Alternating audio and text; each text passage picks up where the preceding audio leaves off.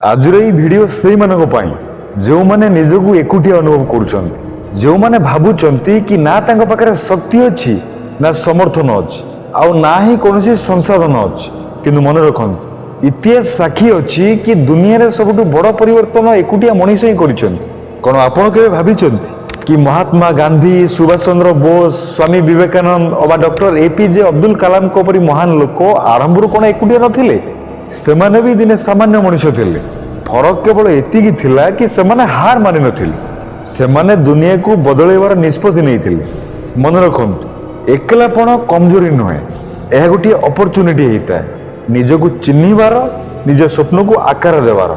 आज जदि आपण एकुटिया अछंती तो यह भावंतुनी कि मो पाखरे किछि नाही आपणको पाखरे निजर विश्वास अछि निजर विचार अछि परिश्रम करिवार शक्ति अछि बास केवल गोटे पाद बढ़ेबार आवश्यकता अछि मन रखंतु जेबे आपणको काम कथा कहबो ना